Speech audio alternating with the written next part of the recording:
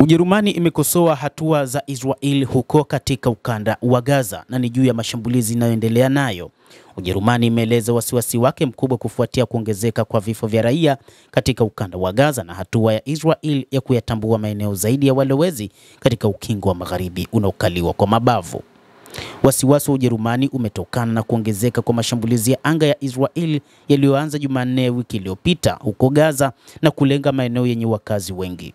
Israel imeanzisha pia operesheni za ardhini na kusambaratisha hali ya utulivu iliyoshuhudiwa kwa muda wa wiki 6 kufuatia awamu ya kwanza ya makubaliano ya kusitisha mapigano.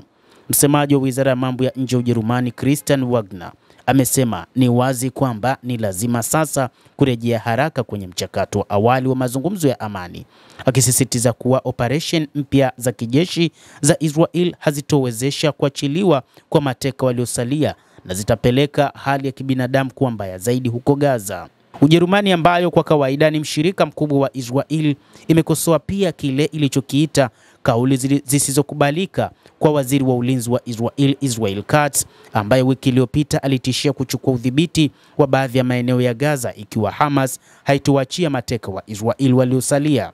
Msemaji huyo wa Wizara ya Mambo ya Nje ya Ujerumani amelani pia uamuzi wa Israel wa kuyatambua zaidi makazi 12 ya walowezi katika ukingo wa magharibi unaokaliwa kwa mabavu, akisema kuwa sera ya upanuzi wa makazi hayo inadhoofisha juhudi za kufikia suluhu la mataifa mawili.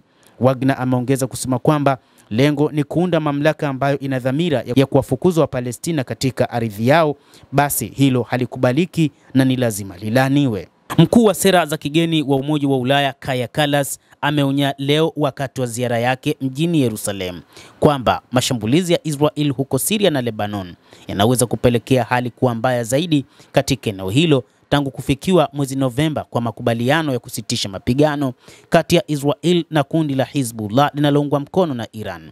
Aidha, Kallas ametoa wito wa kuendelea na mazungumzo katika mzozo wa Gaza.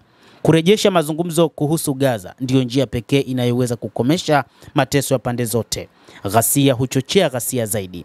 Tunachoshuhudia sasa ni ongezeko la vurugu linalosababisha hali ya sintofahamu isiyoweza kuvumilika kwa mateka na familia zao, na vilevile hofu na vifo kwa watu wa Palestina. Hayo yakiarifiwa, Misri imependekeza mpango wa usitishaji mapigano huko Gaza. Shirika la habari la Qatar la Al Arabiya Al Jadid limesema pendekezo hilo limewasilishwa kwa pande zote, huku Hamas ikithibitisha kulipokea na Israel ikiwa haijasema chochote. Endelea kuwa nasi mtazamaji, na usisahau kulike, usisahau kucomment, lakini pia kusubscribe channel yetu hii. Utakuwa ukipata habari hizi kwa mapana kupitia hapa The World News. Mimi ni Adam Hussein. Endelea kuwa nasi wakati wote, endelea kutufuatilia.